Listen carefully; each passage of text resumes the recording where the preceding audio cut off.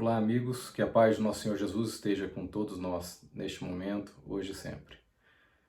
Falamos hoje a partir do Grupo de Assistência Fraterna de Goiânia, Goiás, e vamos falar de uma passagem do Evangelho que é muito importante, que é o sacrifício mais agradável a Deus.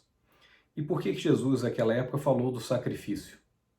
Nós temos que entender o contexto histórico em que vivia Jesus, vivia o povo judeu, viviam todas aquelas pessoas há mais de 2000 anos atrás.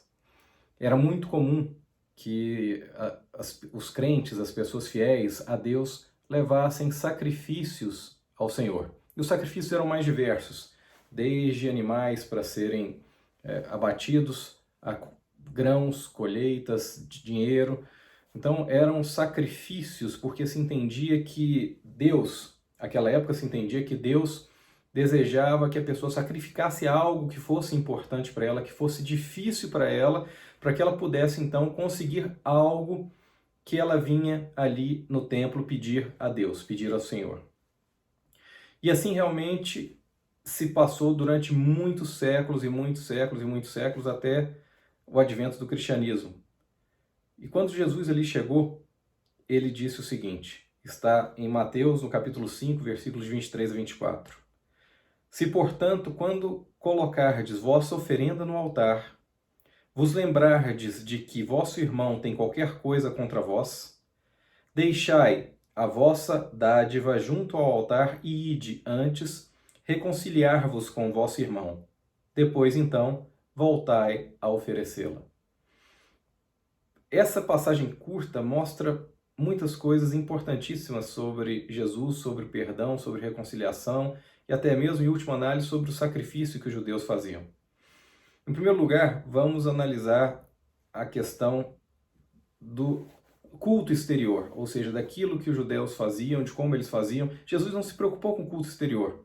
Tanto que nessa passagem ele diz para que se houver alguma coisa contra o seu irmão, ou seja, no seu coração você tiver alguma ofensa, algum problema com o seu irmão, o que ele fala? Deixai vossa dádiva junto do altar, ide reconciliar-vos e depois voltai a oferecê-la. Ou seja, até para que não escandalizasse as pessoas da época, aquelas pessoas que estavam tão acostumadas com as ofertas, com as oferendas, Jesus não se preocupou em dizer para elas simplesmente não faça sua oferenda a Deus. Que Deus não está vendendo indulgências, que Deus não está ali naquele momento mercantilizando o perdão. Ele até deixa claro, olha, volte depois e ofereça a sua oferenda, entregue a sua oferenda a Deus. Justamente porque, como Jesus bem disse, ele não veio alterar a lei nem as escrituras, sim fazê-las cumpri-las. Ou seja, naquela época, 2000 anos atrás, era assim que se fazia. E Jesus não se preocupava com o culto exterior. Ele sabia que ao longo do tempo, ao longo dos anos, mesmo dos séculos passados, as pessoas aos poucos iriam entender que mais importante era a reforma íntima do que trazer algo para doar à igreja, trazer algo para doar ao sacerdote, trazer algo para doar a Deus, para oferecer, para sacrificar, para trocar aquilo. Mas Jesus não se preocupou com isso na época, tanto que ele deixa claro que depois volte e ofereça o seu sacrifício, a sua oferta. Mas isso não é o que é mais importante nessa passagem. O mais importante nessa passagem bíblica está justamente quando Jesus coloca a questão de que se você tiver alguma coisa contra o seu irmão naquele momento, que você pare o que está fazendo e vá tentar se reconciliar com seu irmão. Então, quando Jesus coloca o sacrifício à beira do altar, que a pessoa deve parar, significa o quê? Significa justamente aquela passagem da oração dominical quando ele nos fala que nós sejamos perdoados na medida em que tenhamos perdoado aos nossos ofensores. Então ele pede que, inclusive em outra passagem evangélica deixa claro, que nós devemos nos reconciliar com o nosso irmão enquanto ainda andamos com ele, ou seja, enquanto ainda é possível, enquanto ele ainda está próximo de nós, que é muito mais simples tentar uma reconciliação com alguém que está próximo de nós, ou depois com alguém que já faleceu, que já morreu, que já é inacessível, é muito mais complicado e nós sabemos disso. Então, o que Jesus fala neste momento é a busca da reconciliação, ou seja, a busca do perdão. E esse é um sacrifício mais agradável a Deus. Por quê? Porque o sacrifício mais agradável a Deus é aquele sacrifício em que, em vez de matarmos um animal, em vez de nos sacrificarmos tirando dinheiro, nós estamos matando em nós aquilo que de mal existe, que é o orgulho. Então, quando pedimos perdão, quando vamos buscar fazer o bem àqueles que nos fizeram mal, o que nós estamos fazendo aí é buscando extirpar o mal na sua raiz. Porque nós vemos muitas vezes que quando alguém ofende outra pessoa continuamente, essa pessoa que é o ofensor costuma dizer, não, eu estou fazendo mal para aquela pessoa porque ele fez o mal para mim. Sempre há uma justificativa. E o que Jesus busca trazer para nós é que não existe justificativo. O que nós temos que fazer é interromper essa corrente do mal e criar uma corrente do bem, aonde as pessoas possam perdoar seus ofensores de coração, de verdade. Então, interrompendo ali aquele ciclo vicioso que muitas vezes acontece, aquele círculo que não para e que nos prende a todos, nos imanta uns aos outros pelo ódio. O que Jesus quer neste momento é que nos imantemos a todos nós, a humanidade toda, pelo amor. Então esse é o sacrifício mais agradável a Deus, que é justamente acabar com o nosso orgulho, acabar com aquilo que nos prende, com os sentimentos negativos e oferecer a mão estendida ou outra face também, citando outra passagem evangélica, para aquele que nos ofendeu. Certa vez perguntaram para Gandhi como é que ele conseguia perdoar de forma tão tranquila os seus ofensores.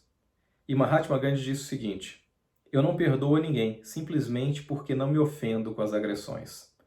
Então Gandhi, que era um espírito muito elevado, que veio aqui à nossa terra, ele compreendia que seus agressores agiam na ignorância, eram como doentes de alma, e, portanto, ele simplesmente não entendia, não permitia a si próprio se ferir com aqueles ataques que vinham, então, desses agressores. Mas Jesus nos fala, reconcilia-te com com seu irmão, né? Reconcilia-vos com vosso irmão e depois voltai para oferecer aquela oferenda. O que quer dizer se reconcilia? Como que a gente pode se reconciliar com alguém que não quer ficar de bem conosco, vamos dizer? E Emmanuel, numa das suas mensagens, deixou muito claro, explicou um pouquinho mais sobre isso, dizendo o seguinte, que o que importa não é o que o outro sente, porque a gente não muda o que o outro sente. O que importa é a nossa atitude.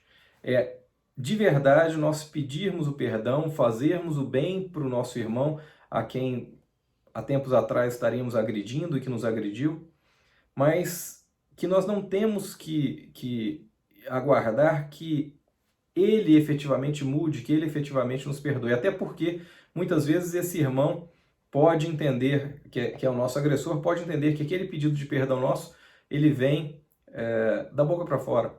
Que muito mais vale para essa pessoa vivenciar, ou seja, realmente acreditar que nós mudamos. Como isso? Observando-nos, vendo que aqueles erros antigos, aquele homem de ontem, aquela mulher de ontem, aquela pessoa que cometia tantas iniquidades mudou.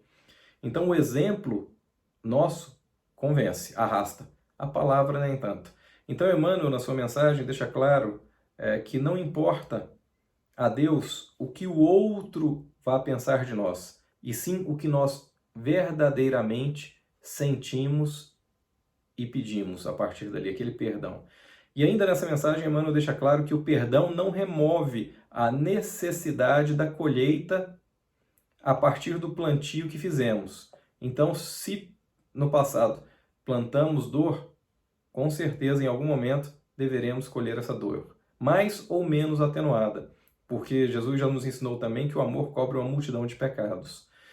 Então, não importa, Jesus na passagem, vamos ler novamente, diz, reconciliar-vos com vosso irmão, ou seja, você se reconcilie com seu irmão. Será maravilhoso se teu irmão se reconciliar contigo também, mas não é fundamental. É fundamental que você tire aquele sentimento negativo que está no seu íntimo, no seu coração, que você expurgue aquela chaga que te consumia de orgulho, de ódio, e que realmente se transmute em verdadeiro amor. Não só a esse irmão, mas aos poucos a toda a humanidade. É isso que Jesus pregou, é isso que ele deseja, é isso verdadeiramente o desejo do nosso Senhor. Há um texto sobre reconciliação muito útil no Reformador que passaremos a ler neste momento. Reconcilia-te. Reconcilia-te com o adversário enquanto permaneces a caminho com ele. Em semelhante enunciado, revelou o Divino Mestre a necessidade de nossa iniciativa no ato de ajudar aqueles que discordam dos nossos pareceres ou que nos atiram espinhos à dignidade pessoal. Recordemos que a sintonia é uma lei. Quem se agasta muitas vezes é aquele que agasta os outros. Quem se sente ferido é capaz de ferir. Quem se observa contundido pelas pedras do mal encontra facilidade em arremessá-las. O raio de luz na furna das trevas nunca se perturba ante a sombra, porque a essência divina de sua estrutura lhe garante a imunidade. Aquele que procura reconciliar-se, assumindo a responsabilidade de novo entendimento, é sempre um coração inspirado no verdadeiro amor. O perdão não extingue o débito. Cada qual receberá conforme suas obras. A vinha não produzirá veneno. O espinheiro não dará uvas. Aquele que atende ao conselho do Cristo tentando a reconciliação, procura a paz, na fonte onde essa tranquilidade pode fluir por água viva da verdadeira compreensão. Cada vez que convertemos um inimigo num irmão, eliminamos um foco vibratório de energias desequilibradas contra nós, melhorando a nossa economia espiritual. Deste modo, enquanto desfrutamos a oportunidade da presença ou da vizinhança de nossos adversários, façamos o que pudermos, a obra do reajustamento, de vez que, enriquecendo o nosso campo com plantações de ordem superior, elevaremos a produção dele em nosso próprio favor. É o Reformador, na página 187, essa leitura. E essa leitura nos lembra também algo muito importante, que nós temos que tomar muito cuidado com a nossa intelectualidade. Em que sentido? Porque é muito comum nós mesmos, intelectualmente, ou seja, através das nossas ideias, darmos justificativa para não perdoar. Nós mesmos nos sabotamos quando nós dissemos ou pensamos: aquela pessoa me feriu tanto que agora ela merece sofrer. Aquele fulano fez isso, isso, isso, então o que eu estou fazendo para ele ainda é pouco. Ou seja, nós criamos uma lógica racional que nos dificulta o perdão. Essa lógica racional ela é tão perigosa porque ela nos acalenta, ela nos dá a sensação de que o que nós estamos fazendo trata-se de justiça, quando nós temos que ter certeza que a justiça é divina. O Espiritismo nos mostra claramente que a única justiça verdadeira é a justiça divina. E que toda semente plantada gerará frutos. Só que não nos cabe a nós sermos os juízes e os algozes dos outros. Só nos cabe sermos juízes de nós mesmos. Que Deus se encarrega, através da sua justiça divina, a fazer com que a colheita seja obrigatória. Então, se alguém nos fez o mal, relevemos, é a melhor atitude que nós temos a fazer. E mais ainda, como disse Jesus, que possamos emanar pensamentos e vibrações de amor àquele que está ferido. Quem fere, como nós vimos nessa leitura, é aquele que está ferido. Lembremos que de um espinheiro não saem uvas, mas o espinheiro pode se transformar em parreira e vai se transformar em parreira em anos ou até mesmo vidas posteriores para que possa trazer bons frutos. E porque alguém é espinheiro, temos nós que sermos espinheiros também? De forma alguma. Nosso objetivo é a evolução. O nosso objetivo é o crescimento espiritual. O nosso objetivo é estarmos mais próximos de Deus, mais próximos de Jesus, mais afastados da nossa origem bruta, dos nossos erros. Então, este é o sacrifício mais agradável a Deus, que nós matemos o ser antigo que vive em nós, aquele que é mau, que é pecaminoso, que busca, através desse sentimento, entre aspas, de justiça, ter a autorização de si mesmo, a pseudo-autorização da sua consciência, da nossa consciência, para fazer o mal. A nossa consciência verdadeira nos mostra o caminho correto. Jesus veio aqui e vivenciou e nos mostrou o único e verdadeiro caminho, que é o caminho reto da porta estreita. E para que nós possamos nos desembaraçar de todos os nossos pecados, de todos os nossos problemas, precisamos nos sacrificar verdadeiramente, não com bens materiais, não comprando indulgências, não fazendo doações de prata e de ouro, aonde a nossa consciência pode se tornar mais lívida. Não é assim. A verdadeira transformação se dá com a transformação íntima de nós mesmos. Ou seja, nós temos que buscar pensar aonde nós podemos melhorar a cada dia, de que forma nós podemos ser pessoas melhores, como nós estamos fazendo para nos melhorar. Ou seja, a cada dia nós temos que pensar um pouquinho do que nós fizemos, de como foi nosso dia, a quem nos ofendeu, de que forma perdoamos, e lembrar, o perdão é esquecimento. Se nós continuarmos nos sentindo ofendidos, nos sentindo agredidos por aquelas pessoas que fizeram mal para nós, nós não perdoamos verdadeiramente. Perdão é esquecimento, perdão é amor. Perdão é não nos lembrarmos mais daquilo que nos feria. Lembremos-nos dessa passagem que foi lida do livro Reformador: quando a luz desce até a sombra das furnas mais profundas, ela não se sente ofendida pela escuridão, porque ela vibra numa intensidade superior. Da mesma forma, numa forma muito simples para a gente poder entender, quando éramos crianças, que algum colega vinha fazer uma brincadeira maldosa de criança, nos sentíamos altamente ofendidos. Se tivéssemos condição de ver um videotape daquela ofensa que o nosso amiguinho de 5, 6, 7 anos nos fez naquela época, e nós hoje na idade adulta riríamos daquilo, acharíamos graça e não nos ofenderíamos. Por quê? Porque estamos mais maduros, estamos mais desenvolvidos, estamos mais crescidos. E assim é para aquele espírito mais avançado, como foi Gandhi, por exemplo, que simplesmente diz que não tem o que perdoar porque não se sente ofendido. E esse é o nosso objetivo, não nos sentirmos ofendidos. Se nós temos que trilhar um caminho, e esse caminho é longo, é um caminho tortuoso, complicado, é um caminho com espinheiros, é um caminho com pedras, mas nós sabemos que temos que chegar no nosso destino final, que lá no nosso destino está a recompensa. O nosso objetivo é chegar lá o quanto antes. Agora imagine que nós estamos caminhando por essa trilha e que espinhos nos ferem, que pedras nos machucam. E são muitos espinhos, são muitas pedras. E a cada espinho nós paramos para ver aquele machucado, para nos condoer de nós mesmos, para sentirmos pena daquilo que aconteceu conosco. Perdemos tempo precioso com isso. Pior ainda, se além de perder esse tempo, nós tentarmos desbastar aquele espinheiro, se nós tentarmos cortar aquela árvore que tem espinhos, se nós perdermos tempo com isso, assim é a nossa vida. Nós não temos que nos preocupar com os espinhos do caminho. Eles ferem, mas eles são úteis para poder nos provar de que nós não damos mais atenção àqueles espinhos, àquelas pedras, e sim damos atenção ao nosso objetivo, que é chegar a porta final, ou seja, é a nossa elevação espiritual, é estarmos mais próximos de Jesus. Esse é o nosso objetivo. Vamos lembrar que o rio só chega ao mar porque ele contorna os obstáculos, ele contorna as pedras, ele contorna os problemas do caminho. E assim como a natureza, nós também temos que ser astutos no bom sentido, inteligentes, e não percamos tempo com os problemas do passado, com a maledicência alheia. Simplesmente ignoremos. Certa vez, perguntaram para Chico Xavier sobre algumas pessoas que falavam muito mal dele, levaram algumas coisas terríveis que falavam dele, e perguntaram: o que o senhor tem a dizer com relação a isso? Era um repórter que o estava entrevistando.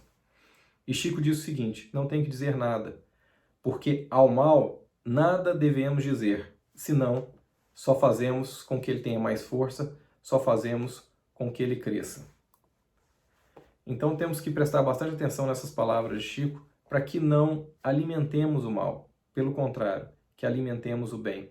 Assim como aquela fábula indígena que diz que há dois lobos dentro de nós, o lobo mau e o lobo bom, um deles vai sobreviver. E o que vai sobreviver é aquele ao qual mais alimentaremos. Então nós temos que pensar, vamos alimentar o bom ou vamos alimentar o mal? Para finalizar, gostaria, com a permissão de vocês, de ler uma pequena passagem do livro Pão Nosso, da editora FEB, no capítulo 120, que fala justamente sobre a conciliação, o sacrifício mais agradável a Deus, exatamente o que nós estamos dizendo agora. Diz o seguinte: muitas almas enobrecidas, após receberem exortação dessa passagem, que é a conciliação, sofrem intimamente por esbarrarem com a dureza do adversário de ontem, inacessível a qualquer conciliação. A advertência do Mestre, no entanto, é fundamentalmente consoladora para a consciência individual. Assevera a palavra do Senhor: concilia-te, o que equivale a dizer: faze da tua parte. Corrige quanto for possível relativamente aos erros do passado e movimenta-te no sentido de revelar a boa vontade perseverante. Insiste na bondade e na compreensão. Se o adversário é ignorante, medita na época em que também desconhecias as obrigações primordiais e observa se não agistes com piores características. Se o adversário é perverso, categoriza-o à conta de doente e dementado em vias de cura. Faze o bem que puderdes, enquanto palmilhas os mesmos caminhos, porque se for o inimigo tão implacável que te busque entregar ao juiz, de qualquer modo, terás então igualmente provas e testemunhos a apresentar. Um julgamento legítimo inclui todas as peças, e somente os espíritos francamente impenetráveis ao bem sofrerão o rigor da justiça extrema. Trabalha, pois, quanto seja possível no capítulo da harmonização, mas se o adversário te desdenha os bons desejos, concilia-te tu com a própria consciência e espera confiante. Essa mensagem, ela é uma síntese de tudo que falamos hoje. Então nós temos que lembrar da importância da conciliação e prestar atenção para que nós não nos percamos nas nossas próprias armadilhas. Muitas vezes nós sabemos que julgamos os outros como nós somos. Se somos bons, achamos ou queremos que os outros também o sejam. E nos sentimos fragilizados ou mesmo escandalizados quando vemos pessoas que não são. Nós temos que lembrar que cada um de nós está num momento de evolução, cada um de nós está num momento da vida, ou cada um de nós está tendo um dia bom, um dia ruim. Isso não quer dizer que às vezes aquela pessoa foi grossa conosco, ou que nos tratou mal, ou que nos fez o mal, seja uma pessoa má. Todos nós que aqui estamos temos uma parcela de bondade conosco, uma parcela divina conosco. E o que nós temos que fazer é buscar em nós mesmos a nossa parcela de bondade, a nossa parcela da divindade que existe e reside em nós, para que possamos aumentá-la, que possamos melhorá-la e para que nós possamos, a cada dia mais, sermos realmente pessoas melhores, pessoas de bem. Vamos nos lembrar, o sacrifício mais agradável a Deus é aquele sacrifício onde matamos o mal que existe em nós e damos espaço para que o bem cresça, flua e se perpetue. Que a paz do Senhor Jesus esteja conosco, hoje e sempre. Que assim seja.